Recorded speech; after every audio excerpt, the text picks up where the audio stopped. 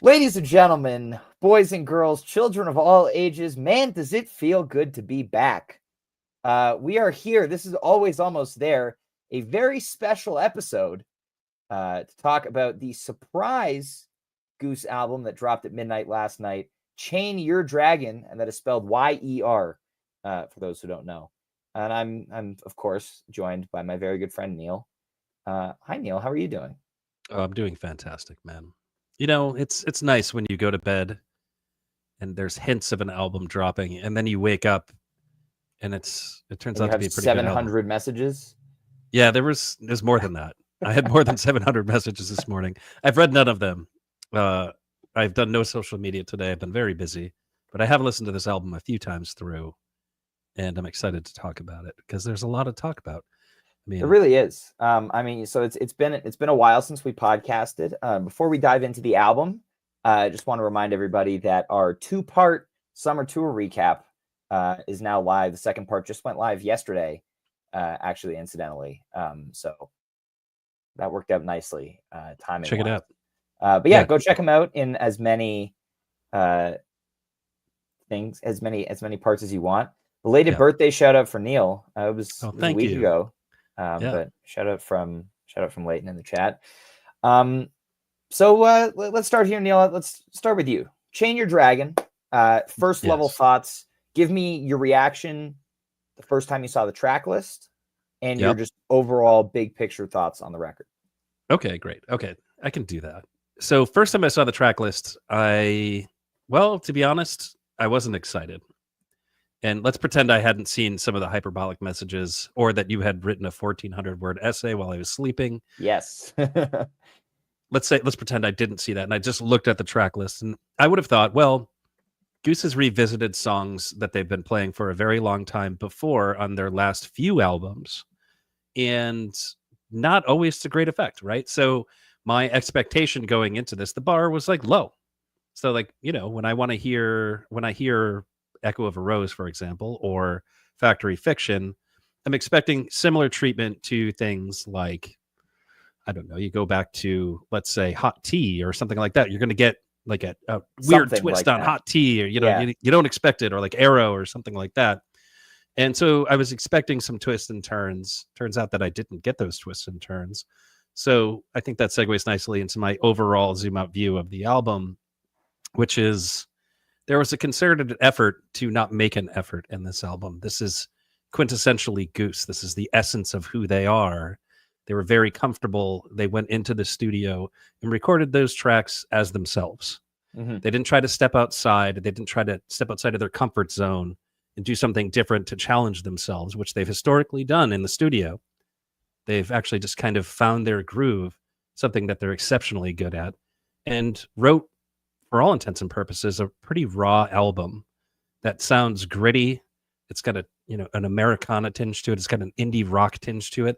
All these things they've tried to do in other records, and in letting go and just giving in, surrendering to the songs, they've actually done the thing they've been trying really hard to do for a really long time, I think, and to great effect.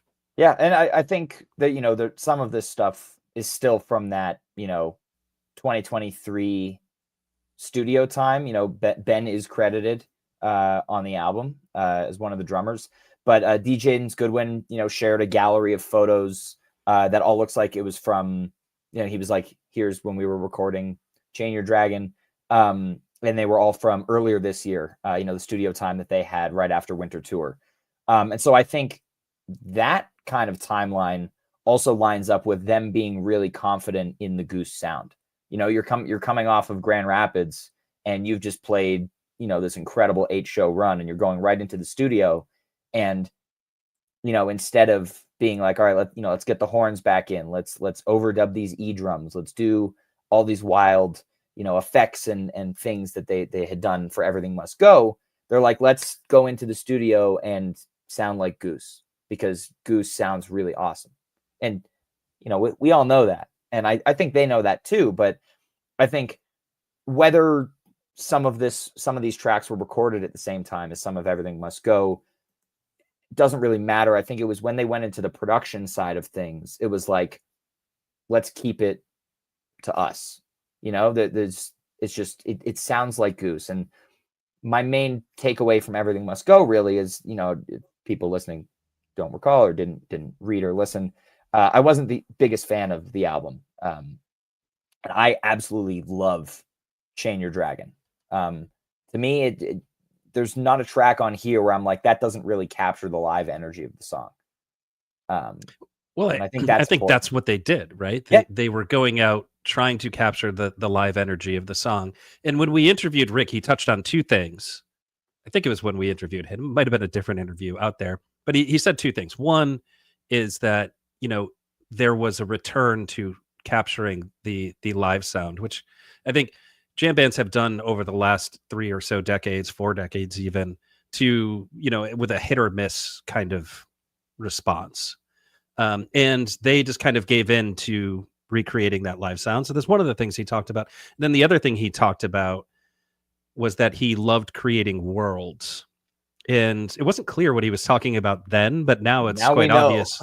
Yeah. Yes. I mean, he wrote 2 new songs that we've never heard before to tie together a bunch of old songs that we did know to create a cohesive record that feels like one piece. I don't know if thematically they're all the same, but the music feels thematically the same. And that's the first time they've released an album that does that. Absolutely. This is the first time that it does that. So there's a lot to be excited about here. Not only does it sound good, it sounds good together. And, you know, Goose has had amazing parts of albums. So when you say you're not really a big fan of EMG, I think what you're saying, and correct me if I'm wrong, is there's a bunch of stuff on that record that you don't necessarily like, but there's some things on that record that are pretty great. Yeah. And then when you look at Dripfield, which has outstanding songs on that record, it also has some things that just didn't necessarily float your boat or just didn't fit with the vibe of those 3 songs that are absolute bangers. There's not a full narrative arc throughout either of those albums. You know, right. I think, again, part of the saga and building worlds things, not just in the lyrical threads that are obviously everywhere and kind of the musical similarities. Like I hear how it ends in a couple of different songs on this record, but because it's all Vasudo. Exactly. Yeah. Yeah. It's a Vasudo record. As you, it is you a Vasudo record. To me earlier, it's a Vasudo record. Every song on this album is a Rick and Matt Campbell composition. There's no solo Rick. There's no Peter compositions. It's all the two of them, which is Vasudo, obviously. And a lot of these songs are Vasudo songs from back in the day. And we don't know when Royal and Madalena were written. Those could have been written 15 years ago as well, and just, you know, kept in the back pocket as they do. But yeah, I forget where I started before I went on a tangent there. But not just the musical and lyrical threads, but when you listen, it's 87 minutes and it flows so well. You know, from the way, like, I get. Should we just start? Let's start going track by track here. You ready to? Sure. I think we've zoomed out enough here. Let's get in there. I wonder if the decision to open with Hot Love is like kind of a tongue in cheek, you know, to people who follow a lot of shows. Like when I saw that last night, I was like, of course, like, you know, Hot Love opener. It works. It's opened every show and album since the summer. That's true. It's absolutely true. But yeah, so Hot Love opener. I love the way this sounds personally. And I think you start to hear immediately, the big thing that sticks out to me is the keyboard layering throughout this album. Peter's using a lot of Wurlitzer, which is that funky electric piano that you hear in there on a lot of tracks. But here there's really great blending of the piano and organ. And I think there's, you know, some also subtle like doubling of Rick's guitar that works really well towards the end of this song. But yeah, what are your thoughts on Hot Love? Well, I'll agree with that. Just to kind of talk about the keyboards for a second and why the Wurlitzer use is important here.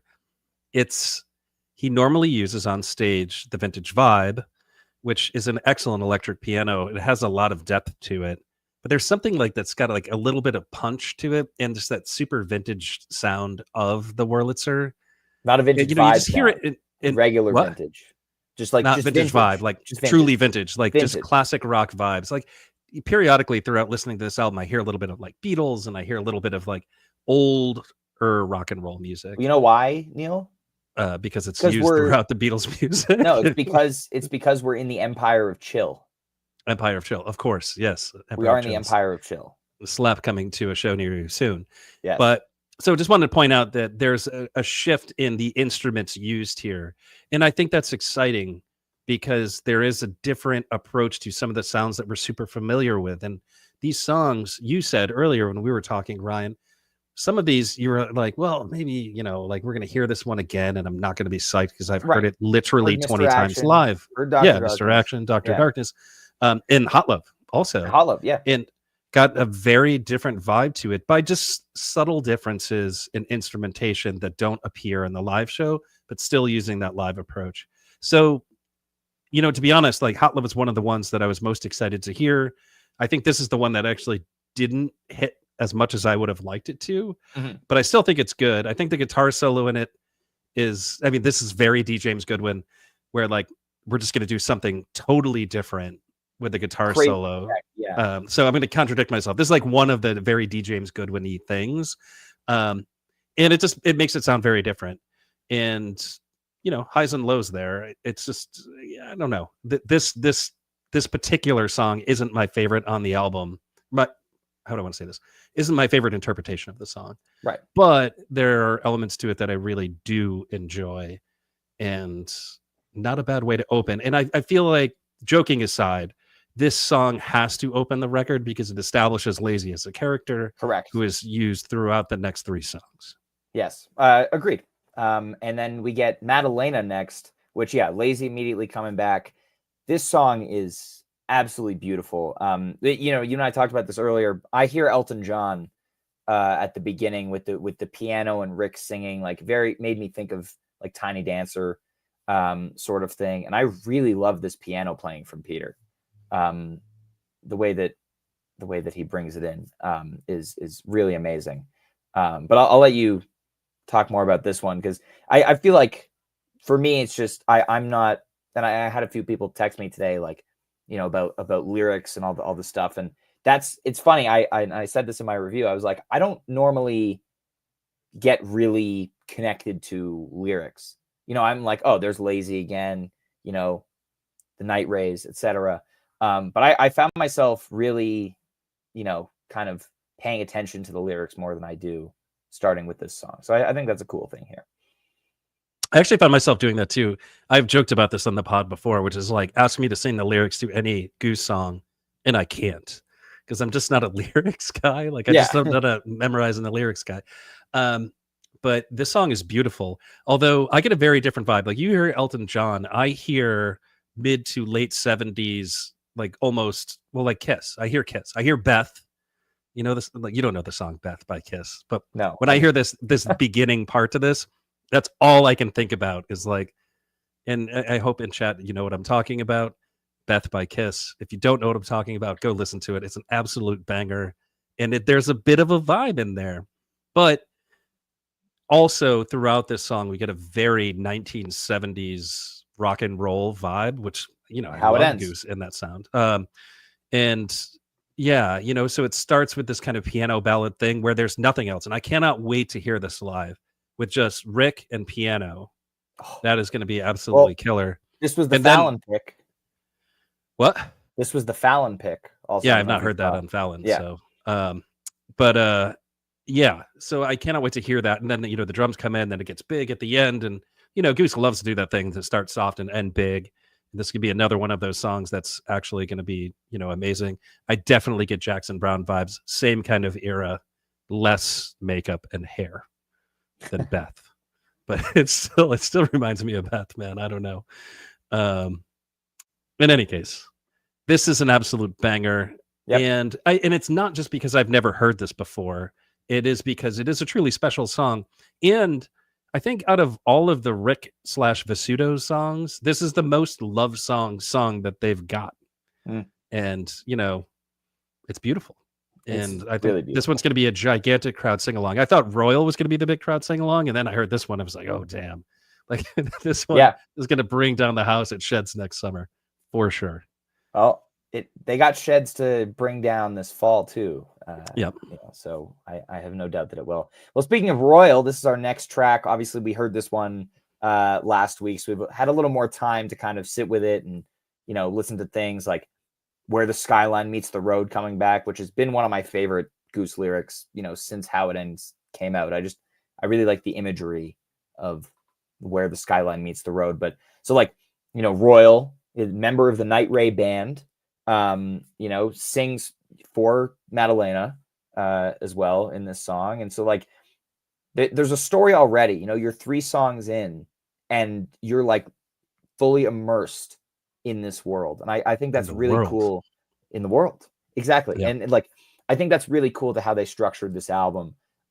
Because, you know, you could have put like a Rockdale, which is like a very, you know, that's a hit.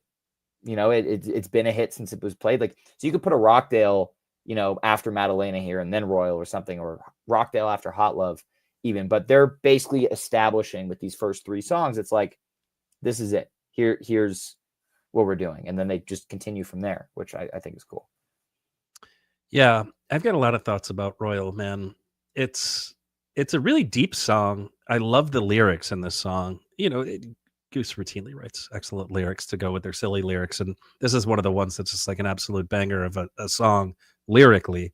And then, of course, the song itself is just, again, that 70s rock and roll vibe is just like really steeped in it, but it is like fresh enough and new enough that you had mentioned that, you know, friend of the pod, Josh Terry, was talking about like how he can share this one with his indie rock friends. Yeah. And like, man, like I totally agree, even though it has that kind of 70s rock and roll vibe to it.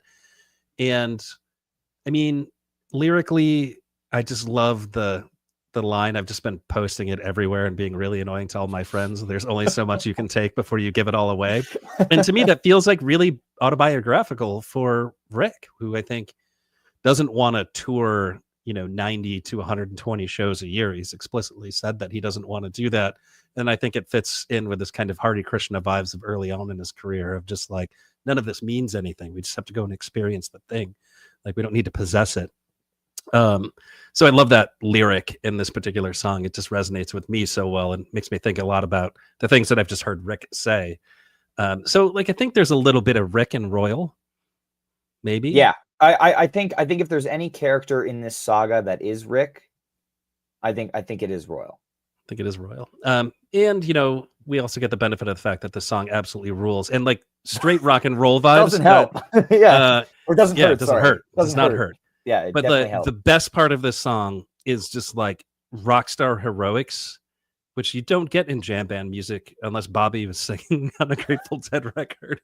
But like the part where he's just like, go, and like going in out of the verse. There's also some good, really amazing subtle rhythm guitar on this track that you can't really fully appreciate it unless you listen in headphones. And if you haven't listened in headphones, highly recommend. Next up, Turbulence and the Night Rays, of course, continuing the story. This might be my favorite song on the album that captures the energy of a live version. The way that this jam, and we'll talk about the cool intro in a sec, but the way that they nail the jam and the peak and just the way that feels live, like I was not expecting. First of all, it's 9.5 minutes, same length as you're going to get in a live Turbulence.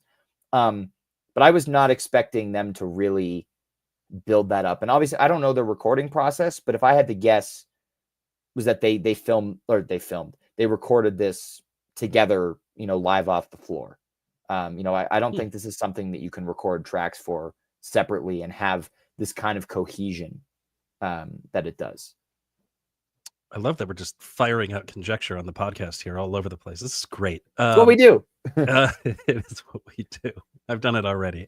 Yeah, this track just rules in general. It begged to be recorded, and it did everything that it needed to do being recorded. Again, this is like one where had they kind of veered off the path and done something different or taken a different approach, I mean, obviously it could have hit, but this, I don't want to use the word safe because that's not the word to describe this. They did the thing. If it ain't broke, broke, don't fix it. And so they went out there and did the thing, and to great effect. Yeah. So it's absolutely beautiful. Of course, this, as you said, has a jam just built into the song, and we've said that all along. And it's gorgeous. And the guitar solo solo in it is beautiful, and it just sounds so crisp on this record, and the tone is just right. And as I already said earlier, there are approaches to instrumentation in this record that I just love, and I love the guitar tone in this one. There's a few that I'm going to point out as we talk about them, but this is like the quintessentially Rick, kind of guitar tone, and it's great. And Yep. yeah, this one is a replay for sure. 100%. And this cool intro, that's new, like a little bit of piano before you kind of launch into the song. And I like that. Yeah, and when you look at the people who contributed to this record, it's important to point out that it's not like just the 4 guys that are out there on tour right now. Matt Campbell contributes on vocals and keys, or specifically synth and I think piano. And then DJ Goodwin plays guitars, he plays synth, he plays I don't even know what else. He plays drums. And so it's not just the regular Goose sound. There's lots of layers here. And Ben Atkin plays drums on some of these. Yep. Yeah. All right. Next up, Echo. Another tried and tested track. I don't have a ton to say about this one other than I really like the whirly. There's no clav here, and I was wondering, listening to the record, I was like, oh, did they not bring a clav to the studio? Is that why? But then it pops up later. I love the way the whirly sounds on this track. I don't know if I would like Peter to start playing it not on clav in a live setting, but I think for the purposes of this, it sounds really cool. And they kind of flip around the arrangement of the ending, which I think is unique. And, I like playing around with a track in a way that doesn't feel disruptive or taking away from the energy of, a song that has been played for so many years and works so well. Right. Like, I feel like if you tried to turn this one on its head, it would be a little jarring. Yeah. This one what if you made this into a reggae song? Yeah. What if into a reggae song? Be crazy. So I will point out the slide guitar elements in here, which has to be D. James Goodwin. He played slide guitar on Born, on Dripfield. I'm sure this is him here. And there, again, layers of guitars inside of these tracks that sounds so darn cool. And it's going to take me a while, really, to absorb this record and kind of hear all the parts that like really jump out at you, or beyond or the inside of the parts that jump out at you. And I thought that was like a nice little addition. It didn't take away from the track, which we were just talking about. It's just, it was cool. This one didn't exactly knock my socks off. This is another where I was just kind of like, it's Echo. It's good. Let's like move through this one. Yeah. Didn't absolutely blow me away like some of the tracks that are coming up. Where it's like, oh my God, like, how did they manage to do this? But still very, very good. So like when I say, when I was talking about Hot Love and I'm talking about this one, how they're like not my favorite tracks on the record, I want to be clear. The bar is that high. I really like all of the tracks on the record. Yeah. It's a high floor situation. Yeah. Next up, we have Mr. Action and cool. I believe it's a tape deck that it starts with, like kind of like a starting the tape, and then you have kind of that like lo-fi sound for the guitar intro.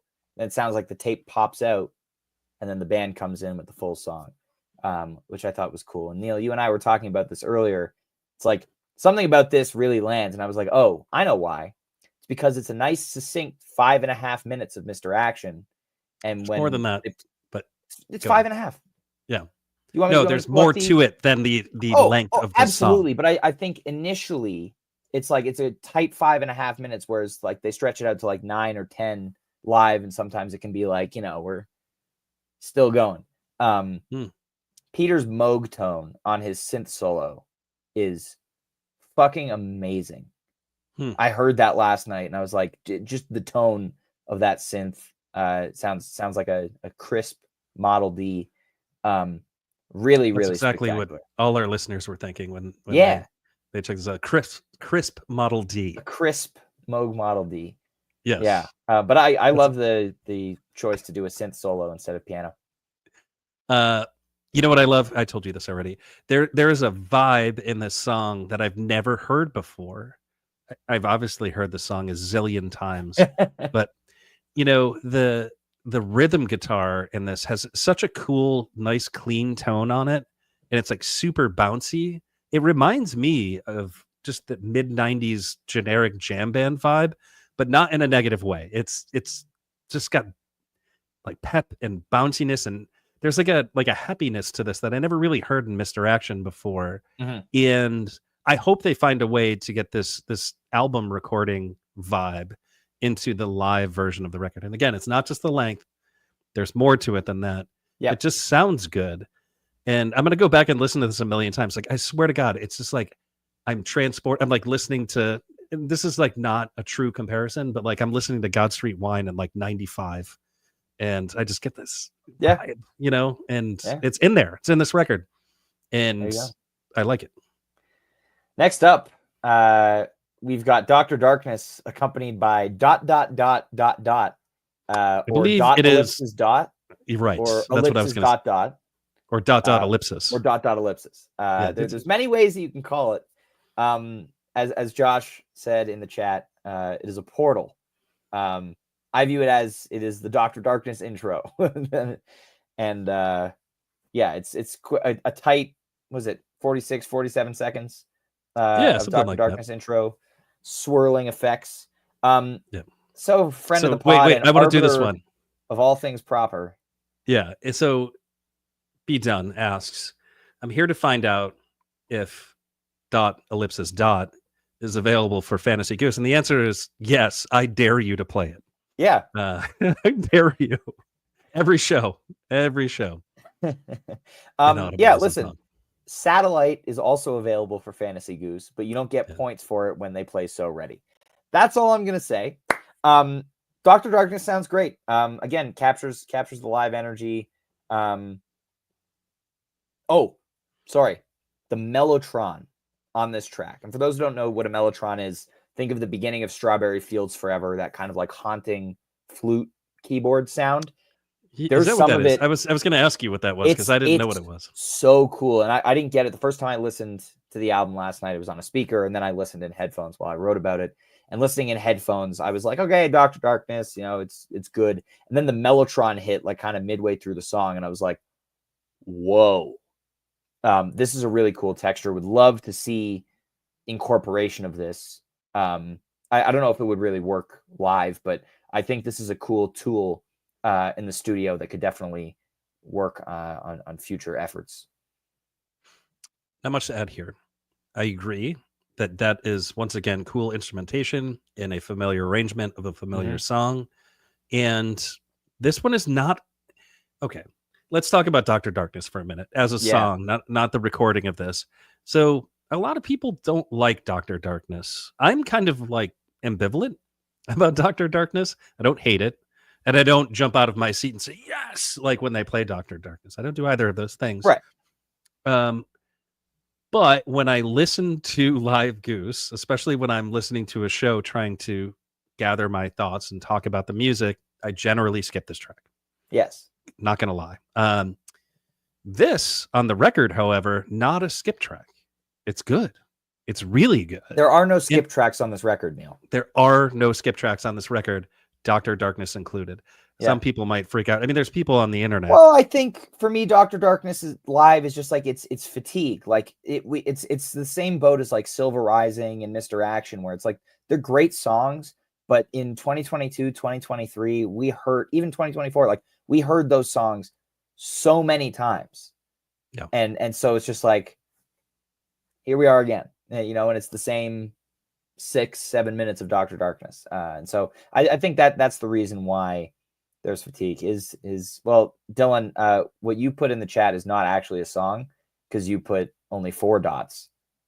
So that would be dot ellipsis or ellipsis dot. Yeah. Which is not part of Chain Yer Dragon. No. Empress. This fucking rules. Rules. Absolutely rules. I don't know how they... You know what? This is actually one of the tracks that I was least looking forward to listening to because I was like, there's just no way this is going to sound good. This is going to sound dumb in the studio. They've managed to completely destroy that notion. It is sick. Why don't you go ahead? I mean, I really like how they put in like the clapping part before the chorus, how there's like a vibe of people being like, whoa, in the background, you know, kind of like hanging out, which I think, again, that's capturing the kind of live energy because like when that happens at the show, just everyone getting really excited. Right. You know, the jam is great. really this jam here is the rhythm section. Trevor crushing it. We're going to talk about Rick's guitar tone here. I'm assuming it's Rick that plays these lines, but I mean, there are a yeah. few spots of well placed, just straight Allman Brothers positive vibes. Yeah, thrown right in there in the perfect spots. I don't know how they found those spots and that tone, but man, it's like peanut butter and chocolate, man. It's just so good. And it's just like, yeah, just the placement and the sound itself. And that is the thing that's going to keep me going back to this. And of course, that positive energy, like everybody like cheering in the background and, clanking bottles and doing God knows what back there. I'm sure they had a hell of a time recording that track. Yeah. That backing track. I mean, Empress is a fantastic song. And yeah, I'm happy. Just like you, I was a little like, how's this going to sound in the studio again? Because hearing what they've done in the past, there's not really Studio Goose before this that consistently can capture what it feels like to see this song live. Right. And they do it here. They do it. And it's while great. Also still taking advantage of the studio with things like layering a bunch of different keyboards. Like you have clav happening in the verse that doesn't happen when it's live, which is really cool. Like I love that. Yeah. I love clav. I don't know if you know that about me. Yeah. We thought you got off the clav thing because you stopped, skeeting about the clavs. I may not clav tweet anymore, but I still love it. You do. Jed Stone. The song is just unfair. It's good. It's really unfair. And I know you have some things to talk about it, but sure. Yeah. I mean, Peter's organ work in this song, like the very subtle organ work. Is that what you were going to talk about? Well, it's one of the things I was going to talk about because it's certainly not the organ that he uses on his stage rig. It absolutely isn't. Well, it's not the organ that my grandmother had at the back of her living room with like the knobs play with like a foot pedal. I think there are times that he uses it without the Leslie turned on, which is a different sound. But I think what he's doing here is more, if you go listen to the one "So I'm Growing Old on Magic Mountain" from 11/8/24 last fall. It's ballad and it's just very quiet, not at the front, but just this like nice bass line organ, which you can put in a ballad very well. And so I think that's the vibe they were going for with this Jed Stone organ layer. It sounds beautiful. It really is. And it's if this is something he's capable of doing with his live rig, he doesn't do it enough because it sounds amazing and it really adds a lot to the song. This is one of the songs. I love the song, but I think the snare is so upfront in this song, at least for the first minute or two. It's a little jarring. At least it was for me the first time I listened to it. And that's not uncommon. That has happened in other songs. Like I think Silver Rising had a similarly omnipresent snare that like you just couldn't get away from on the last record. But otherwise, this song is gorgeous. And the interesting thing is they could have just gone the ballad approach, kind of went through it and ended it. But they do kind of the big build and then the Rick guitar peak where he's straight channeling like Philly Tumble, basically.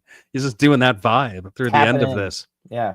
And it is beautiful and love that they did this in the studio. There's no reason to do this in the studio. This is part of their live act. It doesn't have to be in a studio album. And in fact, a lot of bands don't do this kind of thing on their studio records. Like, why add this like jam element to the studio album? But they did it. And it's incredible. I mean, of course, it's great that they did it because it sounds so good when they do it. But cool thought from Dylan here in the chat. I think the snare is so loud because they're going for a sort of marching band vibe. Definitely. Yeah. I think that kind of like rolling that Cotter does. Yeah. I think that makes sense. All right. Next up, Rockdale. I mean, yeah, it's great. It's Rockdale, nothing crazy until the outro, which instead of the normal, like, build up and big finish after the final verse, it kind of fades out with this beautiful combination of organ and piano that I hope Neil doesn't kick me off of this podcast for saying, but it reminds me a lot of Jungle Land by Bruce Springsteen. There's that kind of vibe. Like there's that middle part in Jungle Land, where it's just like organ and Bruce singing. And that's the kind of vibe that I get for this Rockdale outro. It's really, really beautiful. I'm curious if they're going to tackle this live at any point. You know, I think we've seen in the past that sometimes we'll get like a one-off, or a couple of times they'll play the studio arrangement. Think like Arrow and Hot Tea, Slow Ready even. But for the most part, you know, it doesn't stick. So I'm curious if we'll hear this, but I'm okay if we don't, because I don't think they'll be able to capture just like the serenity of the last 30 seconds of this Rockdale. I think we're probably not going to get that, because I have a sinking feeling that this Rockdale was recorded at least a year and a half or more ago. So you get to the back half of this record, I think it starts to become clear that the first half of this record, to some degree or another, was recorded at a different time than the second half of the record. Could be wrong on that, but that is the vibe that I get when I listen to this. Like, I feel like the Rockdale was probably one when they first got to the studio. They're like, let's lay this thing down. Rockdale, Empress Factory Fiction, we know they were working on a couple of years ago. There was the, you know, the notebook with the Trey solo written in it. Right. That obviously landed on the cutting room floor. Yeah. Like the Trey solo. Like, I mean, that one was an obvious troll. Yes. And I'm sure he had a great time doing that one with all of the messages that he received. And I think if you follow D. James Goodwin's Instagram, like, it's clear that he likes to have fun with people here and there. Yeah. So back to Rockdale. I love the percussion in this. This has like a lot of, I mean, it's always been a band song, right? Rockdale is a band song more than anything. You know, people talk about all of the bands that Goose copies, but nobody from the band camp are like, they're copying the band. Like, there's no like diehard band fans that are pissed on the internet, and they should be. I feel like if especially you're a if you listen to diehard this fan track, of the like band, the you're cowbell not really and stuff pissed about things. Yeah. Like, if you're a diehard fan of the band, you're just like kicking back, cracking a beer, and listening to Chest Fever. Like, you know, like, yeah, I guess so. And if you heard, like, I feel like if you're a diehard fan of the band and you hear Rockdale, you're like, hell yeah. You're like, hell yeah, right. Yeah. It's like, great. Like, we haven't gotten new material in like 25 years. Here we go. More than that. Way more than 25 years. Yeah, way more than 25 years. I don't know what you're doing here. I'm just throwing numbers out there. It's all right. Yeah, that's good. That's good. All right. Any more thoughts on Rockdale, or shall we our last? No, let's move on. Factory Big Fiction. Track. I mean, what a fucking finish to this album. 17 minutes of it, and this is basically, they went into the studio and they recorded Factory Fiction the way that they play it on stage. And I think this presence on the record explains why they've been playing it so much this year. You know, maybe they were working on it, and they were feeling inspired. And I think maybe, while this one obviously is not improvisationally adventurous, obviously, it's a fantastic jam. But like, maybe that's why they've been kind of taking Factory Fiction out for, you know, for kind of better jams this summer than they had been previously. You know, maybe like, we're going to be releasing it, you know, we want it to become a part of the rotation. We want it to be a meaningful part of the rotation. So that's just kind of a thought I had. But I love the way this sounds. Could be that it's just a sick song, and like, maybe let's just jam that's it, also you know? true. It's a good thing that can happen. I do love the jam that comes in here, and I like the approach that they took. It's straight TED tapes to me when I listen to this, and the more TED tapes kind of vibes that I can get, the better. And yeah, it's just, you know, veers way off of what Factory Fiction is. Cool to do this. This is a whole side of the disc, right? The last disc on the record. It's got to be. And that part is cool. It's going to sound awesome on wax, and I can't wait to get my copy. But which variant did you order, Neil?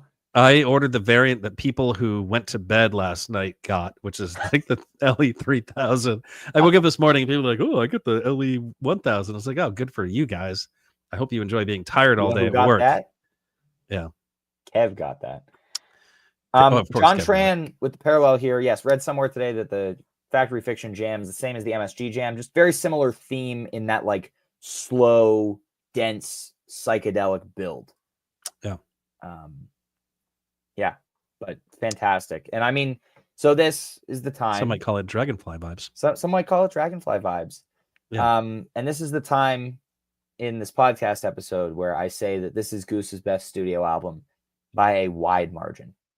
You and I were talking about this earlier, and you think that. I think you're entitled to your opinion. Yes. Well, That's what good. I think. I have opinions, as we know. So, okay, I think there's a lot of ways to look at records. You can look at the commercial success of a record to say this record stands out from others. You can look at maybe the beginning to end cohesiveness of the record and say this makes it stand out over others. Or you can look at individual tracks on the record and say, because these tracks are on this record, it is an all-timer record. And the interesting thing is, I think you can do this with a couple records in the Goose catalog. Dripfield, if you ignore certain tracks on the record, is head and shoulders. If you ignore everything but the first 3 tracks on Dripfield, then Dripfield is better. That's what I was saying. So if you ignore certain tracks on the record, it is that sounds like it is a groundbreaking record for jam music. Yeah, it is, because those first 3 tracks are truly remarkable. So are they enough to carry the record and say it's the best one they've ever done? Maybe. I think so. But this record, beginning to end, 0 skips, and an honest, unburdened approach to songs that we all know, and 2 beautiful songs that were written to tie together narratives from other songs to create a world and like a scenery for you to enjoy as you go through this record. Yeah. That part is great. So I'm not going to call it a concept album. I generally don't like concept albums, but it does have a little bit of the concept album vibe to it. There's a concept. And thematically, it just feels like it flows beginning to end.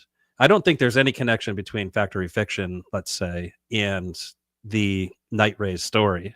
Mm-hmm. But it fits on this record, man. Well, because it's a Vasudo song. It's the old school Vasudo vibe. Yeah, totally. It's so good. All of these songs thematically fit together. And I don't think, I think this is a snapshot in time, as Rick talked about when we spoke to him in March, like the snapshot versus a painting. I think this is a snapshot in time, but a snapshot of 15 years ago.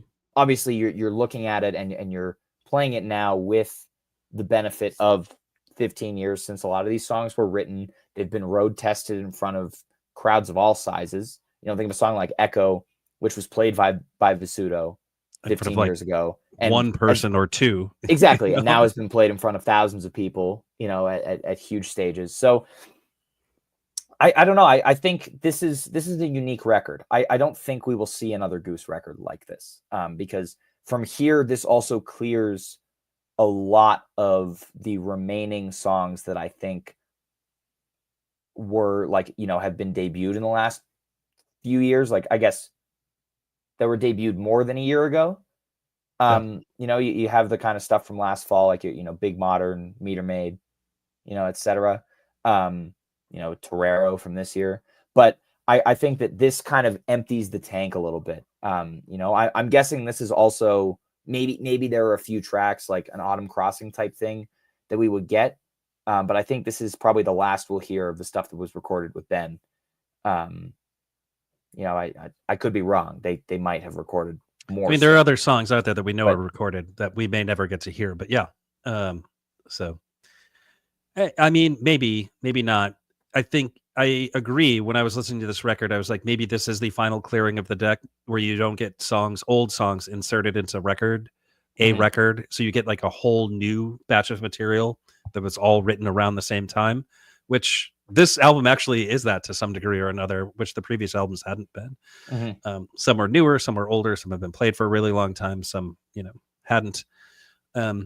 So yeah, I'm excited about what comes after this. But I also want to acknowledge there's a weird ebb and flow to the releases they've done with D. James Goodwin. There's like new stuff, very challenging record for them to do something different, and then a familiar thing or 2 released shortly thereafter. Maybe not shortly, but you know what I'm talking about. You get Undecided on the heels of it, and then you get also Autumn Crossing, and then you get EMG, which is like brand new and totally different vibe, and then you get this thing, which is like, again, a return to something that's like super familiar. And so then it makes you wonder if they're going to continue to kind of do this thing and have an ebb and flow. Like, I think about, I guess in the late 90s, early aughts, like there was like Beck would release a record that was like like funk disco and then acoustic, and then funk disco and then acoustic. Yep. And maybe that's like a vibe that they're gonna go for. I don't know. Well, we'll find out. And I, for one, am excited to hopefully hear one or both of the brand new songs this weekend in Park City. Of course, I think the folks going to the radio show in Philly tomorrow at noon are going to hear those. But Saturday, 2 sets, Park City Song Summit. It is being streamed. I think somebody asked in the chat earlier. It will be on Nugs, which is very exciting. So we will have a day after show on Sunday to talk about that. It's going to be a lot of fun. I'm excited. I haven't seen Goose in 6 whole weeks. It's been a long time, and so I'm ready. It's a 2-set festival show. These tend to be bangers. Yeah, Get yourself ready. 60-minute sets, but I think there's potential for some good stuff to happen. Jively's a guarantee. I just want to hear Madalena. Well, Neil, this has been a pleasure. Of course, thank you everybody so much for tuning in today for our very hasty Chain Yer Dragon recap. Still kind of like it's funny. It's been 18 hours since the album came out at the time of this recording, and it still I feel like hasn't really sunk in that there's a new Goose album out, with no lead up to this. And even though I've written 1,400 words and now podcasted about it and listened through the album like 4 times at this point, it still kind of hasn't sunk in. So it's fun being able to do something like this. Yeah, they should release more records. I recommend, once every 6 months, maybe more often, and then have them all be bangers like this one. Yeah, just do that. It's easy. Easy. Well, everybody, we will see you on Sunday afternoon to talk about Park City Song Summit. Thank you so much for tuning in. We love you very much. Go check out our summer tour recap episodes in the meantime. We will see you out there. Peace.